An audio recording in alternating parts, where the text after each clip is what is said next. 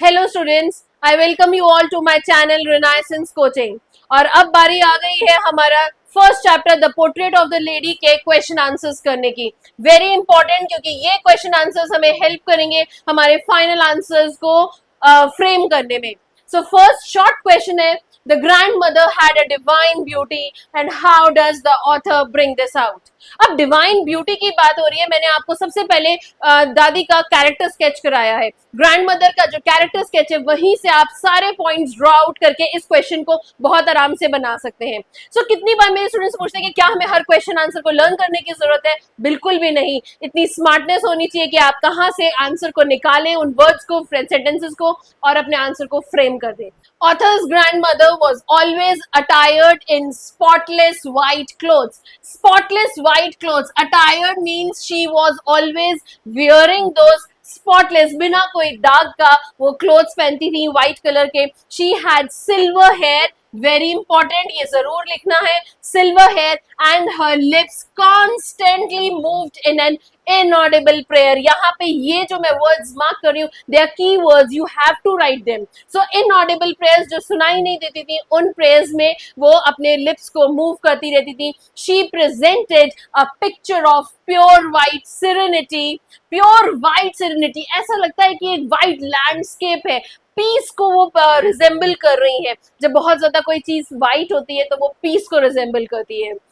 Breathing peace and contentment. Contentment का मतलब क्या होता है? सेटिस्फैक्शन। तो वो दिखता था कि यार कितना वो सेटिस्फाइड है और कितना ज्यादा वो प्योर वाइट पीस में है। ठीक है।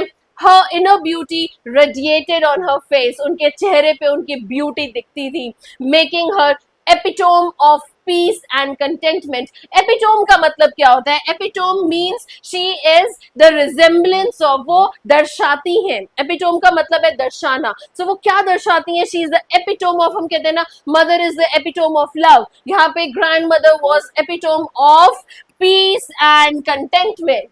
Right? Age wise also she was in the winter of her life. Very important. Winter of her life का मतलब क्या होता है? Winters में क्या होता है? सब कुछ धीरे धीरे जमता है। ठीक है। Winter of her life means from towards the end of her life, towards the जब उनकी एज ज्यादा हो जाती है तो हम उसको बोलते हैं winter of her life. Done? चलिए अब हम चलते हैं अपने नेक्स्ट क्वेश्चन की तरफ। Okay, so next question says that was the turning point in our friendship. ये किसने कहा था that was the turning point in our friendship? So shifting of the grandmother and the author to the city became a turning point in their friendship. कब आया था ये turning point उनके friendship में? जब mother और grandmother और जो author है, कौन था ऑथर? जल्दी से बताइए, कमेंट लिखिए जल्दी से। जो ऑथर हैं वो और उनकी ग्रैंड मदर दोनों सिटी में मूव हो गए थे जब उनके पेरेंट्स ने उन दोनों को सिटी में बुला लिया था। Now the author joined an English medium school in the city. ठीक है। Although they shared the same room, हालांकि वो सिटी में मूव करने के बाद सेम रूम में ही रहते थे, but his grandmother no longer accompanied him to school. क्यों नहीं अब वो उसके साथ ही थी? एकम्पनीड का मतलब है साथ देना। ठीक है। सो वो क्यों नहीं अब दादी साथ में थी उसके, हालांकि वो सेम रूम में रहते थे? बिकॉज अब वो विलेज की तरह उन्हें छोड़ने नहीं चाहती थी, अब वो मोटर कार में यानी कि स्कूल बस में जाया करते थे। ठीक है। Moreover she was unable to help him in lessons that were taught at school. अब वो उनको उनके लेसन्स में भी हेल्प करने में असमर्थ थी, नहीं कर पाती थी जो उनको स्कूल में सिखाए जाते थे, क्योंकि यहाँ पे जो सिखाया जाता था और जो विलेजेस में उनके सिखाया जाता था, दे वर कंप्लीटली डिफरेंट। ठीक है। Thus a sort of distancing occurred in the relationship. और इसीलिए एक तरीके का कुछ डिस्टेंस क्रिएट हो गया उनके रिलेशनशिप में। राइट? चलिए नेक्स्ट क्वेश्चन।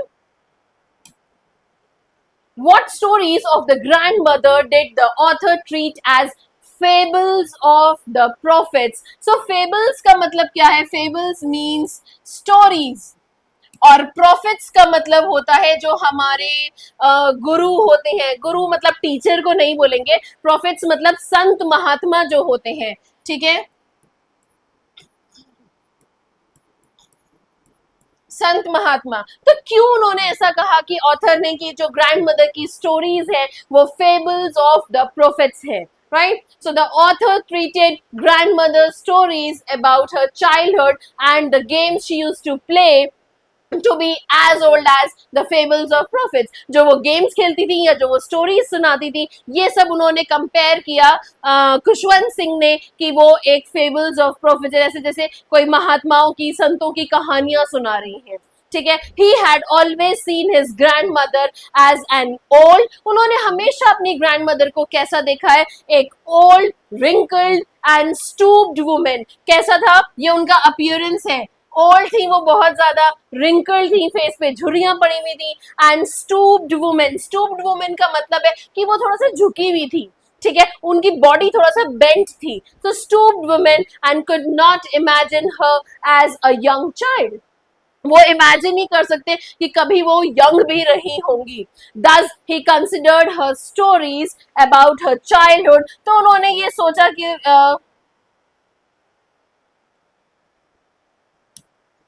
तो उन्होंने ये सोचा कि ये जो स्टोरीज है अबाउट हर चाइल्डहुड ये सिर्फ एक मिथ है, और ये उसको मिथ समझ के उन्होंने ये बोल दिया कि स्टोरीज ऑफ प्रोफेट्स होंगी, फेबल्स ऑफ प्रोफेट्स होंगे, राइट? चलिए let's go on to the next question. Question number 4. The author's grandmother celebrates his homecoming after 5 years. Author का homecoming क्या है? Homecoming is जब वो घर वापस आते हैं अपनी एजुकेशन के बाद, right? So after 5 years and dies the next day. जिस दिन बच्चा आया, जिस दिन ऑथर आए खुशवंत सिंह, homecoming के वो सॉन्ग्स गा रही थी अपने नेबरहुड से लेडीज को बुला के, और अगले दिन ही just left everyone. So what is it indicative of? ये क्या दिखाता है? So the author had spent his formative years मतलब शुरू के जो साल है under the care of his grandmother. तो उन्होंने, जो ऑथर है, उन्होंने काफी साल अपनी दादी की देखभाल में निकाले हैं। दो circumstances had created a distance in their relationship. क्या सर्कमस्टांसेस थे? सर्कमस्टांसेस थे कि भाई उनको विलेज से सिटी में जाना पड़ गया, उसकी वजह से उनके रिलेशनशिप में काफी दूरियां आ गई थी। Yet they were indescribably bound to each other। लेकिन हम फिर भी आपको ये बता नहीं सकते, डिस्क्राइब नहीं कर सकते कि किस तरीके से वो दोनों फिर भी एक दूसरे के साथ बॉन्ड में थे। ठीक है, despite extreme old age, sheer will power, कितनी ओल्ड एज थी उसके बावजूद भी उनकी जो विल पावर थी उसके मेक्स हिज ग्रैंडसन, उसके उनके जो वो ग्रैंडसन उसका आ रहा है, जो ऑथर आए हैं, तो उस दिन उनकी इतनी ज्यादा खुशी थी उनको। ठीक है, और हर sudden death the next day is an outcome of her ओवरस्ट्रेनिंग herself. अब बेटे की, पोते की आने की खुशी में वो अपने आप को इतना ओवरस्ट्रेन कर गई, इतना बर्डन ले गई उस बात का, by singing and dancing to celebrate the return of her grandson. क्यों डांस कर रही थी, क्यों सेलिब्रेट कर रही थी? क्योंकि इतने सालों बाद उनके ग्रैंडसन वापस आए थे। It is as if she was waiting for his return before she could die। ऐसा लगा मानो जाने से पहले, दुनिया छोड़ने से पहले वो अपने पोते को, अपने ग्रैंडसन को एक बार लास्ट टाइम उसको देखना चाहती थी, राइट? चलिए next question. What does the narrative convey about the impact of emotions on the physical health in old age? क्या इससे हमें सीख मिलती है कि क्या ये ओल्ड एज में जो इमोशंस है उनका कितना बर्डन हमारे ऊपर फिजिकली आता है? So, इस टाइप के क्वेश्चंस के answers you will not find in your chapter, but आपको बहुत स्मार्टली इसको आंसर करना होगा। बट आपको ये नहीं भूलना है कि आपको अपना रेफरेंस चैप्टर का नहीं छोड़ना है, right? So the writer describes the varying emotions, तरह तरह के। सो वेरिंग का मतलब है ऑल द वेराइटी ऑफ, सब तरह के इमोशंस इस चैप्टर में हमने देखे, encountered by his grandmother during her ripe old age. हमने बहुत तरह के इमोशंस देखे उनके अंदर इस टेंडर एज में, इस राइप्ड एज में।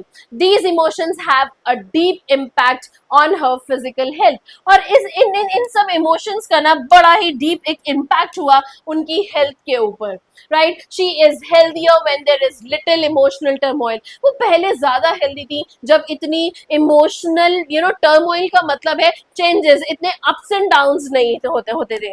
ठीक है, सो इमोशनल टर्मोइल का मतलब है इमोशनल अप्स एंड डाउन्स उनकी लाइफ में जब इतने नहीं थे तब वो ज्यादा हेल्दी थी. It remains fine till she is happy living in the familiar environment of her traditional home. वो उनके हेल्थ तब तक अच्छी थी जब वो अपने ट्रेडिशनल घर में अपने रूटीन में रोज थी, ठीक है, और वो अच्छे से प्यार से happily she was living there, right. However, the shift to city life makes her reclusive. लेकिन उसके बाद क्या होता है, जब वो सिटी लाइफ में मूव करती हैं तो वो उनकी लाइफ क्या हो जाती है, थोड़ा वो पैसिव हो जाती हैं. इवेंचुअली द इमोशनल एक्साइटमेंट, जो इमोशनल एक्साइटमेंट है धीरे धीरे that she experiences on her ग्रैंडसन्स return from abroad, जो वो इमोशंस को एक्सपीरियंस करती हैं जब उनके ग्रैंडसन बाहर से आते हैं, takes a toll on her health and she dies. वो थोड़ा सा ज्यादा उसमें इमोशनल हो जाती हैं, ज्यादा खुशी में, और वो स्ट्रेन ले जाती हैं एंड फाइनली शी डाइज. ठीक है, ओके.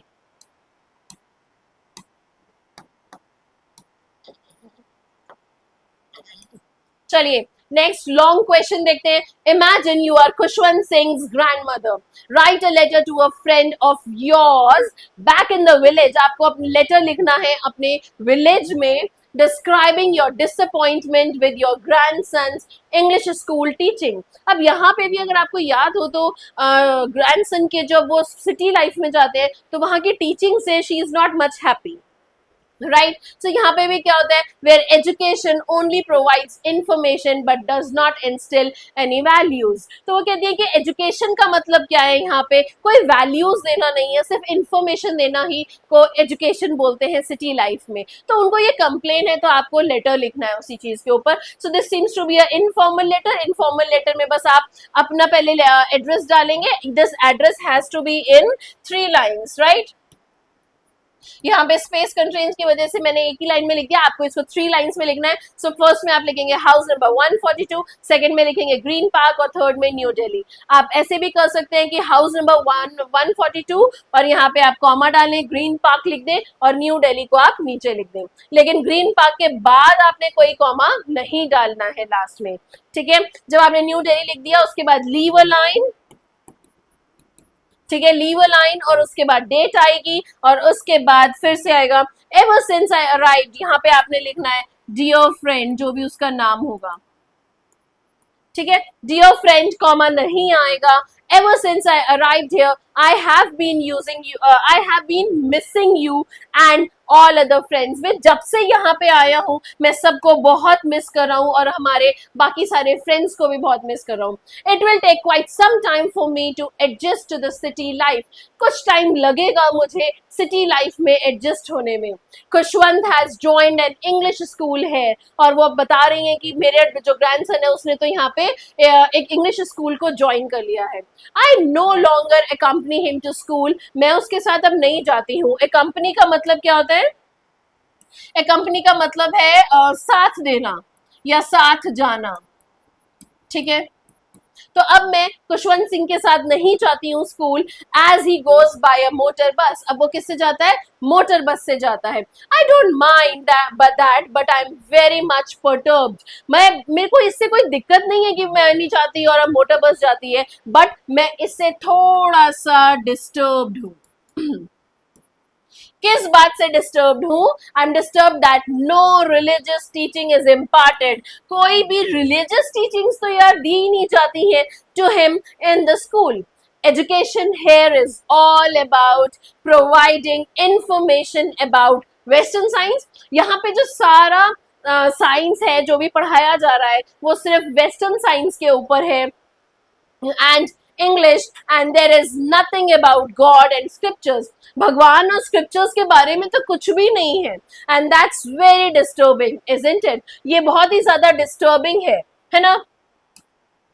तो चलिए, These are the formative years. Please, I have seen कि काफी बच्चे ना 7-8 लाइन्स में ही लेटर को खत्म कर देते हैं. एक तो प्लीज 2 पैराग्राफ्स हमें मिनिमम बनाने हैं.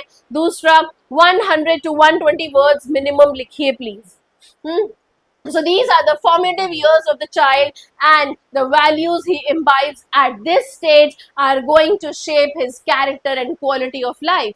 क्योंकि ये बहुत ही टेंडर एज है, बहुत मासूमियत वाली एज है, और इस टाइम पे हम जो उनको सिखाएंगे ना वो उनके साथ वैल्यूज बन के they will go a long way, उनकी पूरी जिंदगी उनके ऊपर डिपेंड करेगी.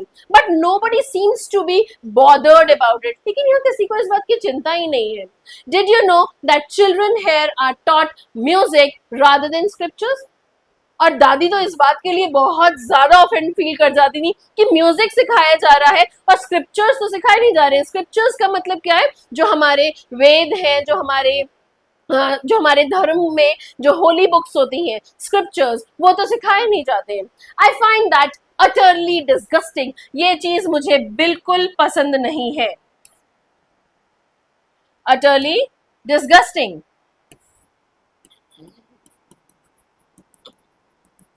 And don't approve of it. और मैं इस बात की बिल्कुल भी परमिशन नहीं देती हूँ, but choose to keep quiet. लेकिन फिर भी मैं इस बारे में कुछ बोल नहीं रही हूँ, and I am choosing to be quiet. I don't interfere even in such vital matters. इतने important matters में भी मैं बिल्कुल कुछ ज़्यादा interference नहीं करती हूँ, as it would be a futile exercise, क्योंकि ये एक अच्छी बात नहीं होगी and would spoil the peace of my family. और मेरी जो family है उसकी शांति भी भंग हो जाएगी. Right? Now this is towards the end of the letter.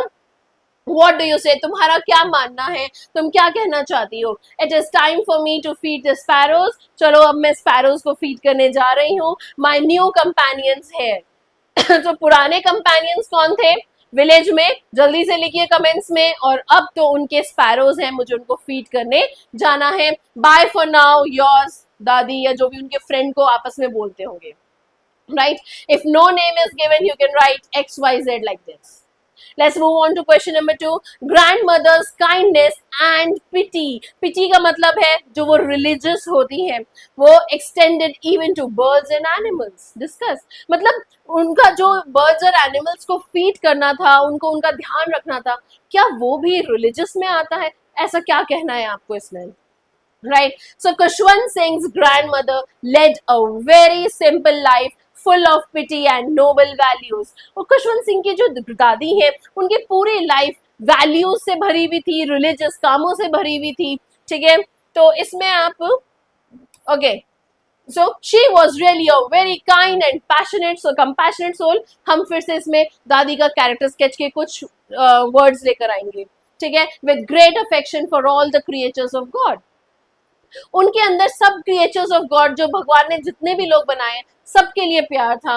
During her stay in the village she remained busy looking after her grandson. वो वहां पे विलेज में अपने ग्रैंडसन की देखभाल के लिए वहां रुकी हुई थी. But she never failed to feed stale chapatis to the stray dogs. लेकिन ऐसा नहीं था कि सारा ध्यान उनका उनके ग्रैंडसन की तरफ ही था. उन्होंने कभी भी पीछा नहीं छुड़ाया. वो हमेशा शी मेड श्योर कि शी इज फीडिंग स्टेल, मतलब होता है बासी. ठीक है, so not fresh. Not fresh. So she used to feed बासी chapatis to the stray dogs. Stray dogs is जो आपके हमारे घर के आसपास dogs होते हैं. When she came to live in the city, her habit of showing kindness to animals and birds persisted. Persisted का मतलब है continued. उनकी जो ये habit थी ना, ये बाद में भी रही, ये नहीं कि विलेज तक ही सीमित थी. उन्होंने अपनी ये हैबिट बाद में भी कंटिन्यू की. सिटी में जाके she started feeding sparrows. She now took to feeding sparrows as there were no dogs in the street. अब वहां पे सिटी लाइफ में जाके कोई डॉग्स नहीं थे, तो she thought of feeding the sparrows over there. She broke the bread into little bits. उन्होंने तोड़ तोड़ के छोटे छोटे पीसेस करके और hundreds of little birds को उन्होंने वो खिलाना, who collected round her. Right? Some perched on her legs. कुछ आके उनकी legs पे बैठ जाती थी, and others on her shoulders. कुछ उनके shoulders पे भी बैठती थी. But she never shooed them away. उन्होंने उनको कभी भगाया नहीं. So deep was their mutual love for each other. इतना ज़्यादा उनका आपस में प्यार था that these creatures were absolutely sorrow-stricken. कि ये सब जो जानवर भी थे ना, उस दिन इतना दुख में डूबे हुए थे when she died, जब वो गुजरी वहां से. ठीक है, They thronged का मतलब वो वहां पे आए. सारे एनिमल्स, सारी जो स्पैरोज थे वो वहां पे आए उनके रूम में and paid their tribute to her by observing silence. वो वहां पे चुप रहे, बिल्कुल साइलेंस ऑब्जर्व करके वो वहां से चुपचाप बिना कुछ खाए उड़ गए, ठीक है। And flew away only after the old lady's corpse. Corpse का मतलब होता है डेड बॉडी, हमने कहीं और भी पढ़ा है ये word. So this is corpse is dead body. उनकी जब डेड बॉडी को जब तक नहीं ले गए तब तक वो बर्ड्स वहीं रहे, दे वर ऑब्जर्विंग साइलेंस, और उसके बाद उनके जाते ही वो भी चले गए, ठीक है। Next question, what is the influence of cultural changes. ये जो कल्चरल चेंज है, विलेज में हमें स्क्रिप्चर्स पढ़ा रहे हैं, मंत्र पढ़ा रहे हैं, और उसके बाद सिटी में जाके वेस्टर्न साइंस पढ़ा रहे हैं, this is a complete cultural change, और उसकी वजह से रिलेशनशिप्स में क्या असर आता है। Discuss with reference to the relationship between Khushwant Singh and his grandmother. Right now, Khushwant Singh enjoyed a very special relationship with his grandmother when he used to live with her in the village, right? हम सबको पता है ये ना। However, the cultural change that occurred after their shift from the village to the city, वो जब उनका जो वो shift हुआ ना, उसकी वजह से it got altered this relationship, they could no longer spend time together। अब वो आपस में एक दूसरे के साथ टाइम ही नहीं स्पेंड कर पाते थे। क्यों? क्योंकि अब वो अपने मोटर बस में जाता था, ना कि एक ही ग्रैंडमदर उनको छोड़ के आ रही हैं। रूम्स एक थे लेकिन वो इतना पढ़ाई में बिजी हो गए, she could not help him in his studies also, क्योंकि सब्जेक्ट्स ही अलग हो गए। They could no longer spend time together on the way to school feeding sparrows and dogs, right? The spontaneity between the narrator and his grandmother decreased further when he was given a separate room, for he had gone to the university। अब बाद में क्या हुआ, और जो थोड़ा बहुत बचा हुआ रिलेशनशिप था, जो वो टाइम बचा भी पाते थे, वो भी खत्म हो गया। क्यों? क्योंकि अब तो ऑथर को उन्होंने कहाँ भेज दिया, यूनिवर्सिटी, ठीक है। दादी got alone in her room। The narrator's decision to go abroad for her higher studies proved to be the last straw। बस एक आखिरी उम्मीद थी, लेकिन वो भी खत्म हो गई। The old lady could not reconcile herself with his separation। मतलब उनके साथ जो उनके ऑथर का सेपरेशन था ग्रैंडमदर का, वो कहते हैं ना कि वो झेल नहीं पाई उस सेपरेशन को, right. But kept praying quietly, चुपचाप लेकिन फिर भी प्रेयर्स करती रही। Wisdom and equanimity that comes with age, ये जो पीसफुलनेस आप कह लीजिए, या समझदारी, मेच्योरिटी, ये सब एज के साथ आती है। Together with her spiritual strength, वो आती है भक्ति से, ठीक है। उन्होंने स्पिरिचुअलिटी से वो स्ट्रेंथ को पाया। मेड हर एक्सेप्ट हर सेक्लूजन, उन्होंने एक्सेप्ट किया अपना सेक्लूजन। सेक्लूजन का मतलब होता है लोनलीनेस, सेक्लूजन का मतलब है लोनलीनेस। उन्होंने इन सब तरीकों से अपनी लोनलीनेस को बहुत अच्छे से एक्सेप्ट कर लिया। And distancing in the relationship with resignation, और उन्होंने रेजिग्नेशन, ऐसे नहीं कि आज से रेजिग्नेशन पूरा लिख दिया, ऐसा कुछ नहीं है, बट बहुत ही प्यारे तरीके से उन्होंने अपने रिलेशनशिप में विड्रॉ कर लिया अपने आप को, अपने रिलेशनशिप विद खुशवंत सिंह के साथ, राइट। चलिए next question, what does the chapter the portrait of a lady convey the isolation and helplessness of the elderly। ये बहुत इंपॉर्टेंट क्वेश्चन है, बिकॉज इसमें सारी वैल्यूज के बारे में आता है। ये थोड़ा बहुत मोल्ड करके भी दिया जा सकता है कि भाई लोनलीनेस है, या आजकल जो मॉडर्न वर्ल्ड है उसमें हम रिलेशनशिप्स के ऊपर कम ध्यान देते हैं। आजकल के जो बच्चे हैं वो न्यूक्लियर फैमिलीज में रहना चाहते हैं, दे वांट स्पेस, ऐसे ऐसे करके कुछ भी तरीके से इस क्वेश्चन को मोल्ड करके आ सकता है, ठीक है। सो families that want progress and growth at any cost, ठीक है। इसके आंसर कैसे लिखेंगे, the chapter conveys the susceptible situation of the elderly when the younger members move out. जब यंगर मेंबर्स जो हैं, चाहे वो पढ़ाई के लिए, चाहे वो जॉब के लिए, फैमिली से बाहर जाते हैं, दूर चले जाते हैं, तो जो एल्डर्स हैं वो बेचारे अकेले रह जाते हैं, और उनको कहीं ना कहीं अपने दिल को समझा के ये एक्सेप्ट करना पड़ता है, राइट। और जो ये एल्डरली जो यंगस्टर्स हैं वो क्यों चाहते हैं, for the progress and growth in life. And Khushwant Singh grandmother is कंस्ट्रेन्ड bye circumstances. कंस्ट्रेन्ड मतलब वो भी मजबूर है सर्कमस्टांसेस की वजह से to leave her life of simplicity and प्रेयरफुलनेस in the peaceful environment of a village. वो भी मजबूर है कि वो जो उनकी प्रेयर वाली लाइफ थी जिसमें वो इनऑडिबल प्रेयर्स करती रहती थी हमेशा, या सिंपल लिविंग थी विलेज में, उसको छोड़ के आज उन्हें एक ऐसे एनवायरमेंट में आना पड़ रहा है, सिटी एनवायरमेंट में, because her children are settled there. ठीक है, क्योंकि उनके जो बच्चे हैं वो वहां पे सेटल्ड है, right? Her routine of feeding the sparrows and street dogs as she walked with her grandson to school is stopped abruptly. एकदम से, at once. Abruptly का मतलब होता है at once. ये सब रोक दिया गया। In the city she takes to feeding sparrows. City में आके वो स्पैरोज को फीड करने लगी, to while away her time and to kill her loneliness. अपने समय को किल करने के लिए, समय बिताने के लिए, और अपनी लोनलीनेस, अकेलेपन को खत्म करने के लिए। एंड बोर्डम, और बोर्डम भी तो है ना, अकेले रहना इतना, तो वो थोड़ा टाइम इन सब चीजों में बिता लिया करती थी। She has to reluctantly accept her ग्रैंडसन्स English schooling since the teaching of religious scriptures. उनको ये भी मानना पड़ा कि यार इंग्लिश स्कूल में जाके वो वहाँ पे अलग ही वेस्टर्न साइंस पढ़ रहे हैं और ना कि हमारे स्क्रिप्चर्स पढ़ रहे हैं। She also does not approve of her grandson's learning of music. उन्हें उनका म्यूजिक पढ़ना भी बिल्कुल पसंद नहीं था। The family's decision to send the narrator to study abroad leaves the old lady sad and lonely. उनको ये सब बिल्कुल पसंद तो नहीं आया, लेकिन उसके बाद भी उन्होंने इस डिसीजन को बहुत ही प्यार से उसको एक्सेप्ट कर लिया। She did not interfere in the matters of the family, in the decisions of the family. Although she is unhappy, वो हालांकि खुश नहीं है, she quietly accepts all these changes and recoils within and spends more and more time praying. वो अंदर ही अंदर अपने आप को उन्होंने समेट लिया, इस चीज के ऊपर बिल्कुल डिस्कशन नहीं किया और अपना सारा टाइम सिर्फ प्रेयर्स में लगाया। ठीक है, thus the progress and growth of the family comes at a cost, the neglect and isolation of the grandmother. तो वो प्रोग्रेस जो थी खुशवंत सिंह की और कुछ बनना, वो सब किसकी कॉस्ट पे आया?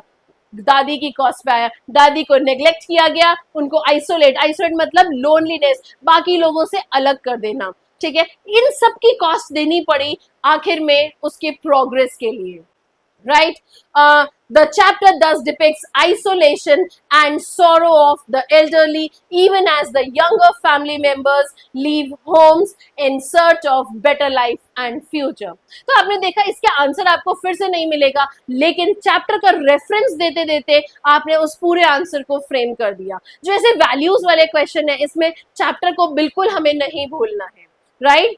आप ऐसे ही अपनी लर्निंग करते रहिए, and for more such videos keep watching my channel. Happy learning.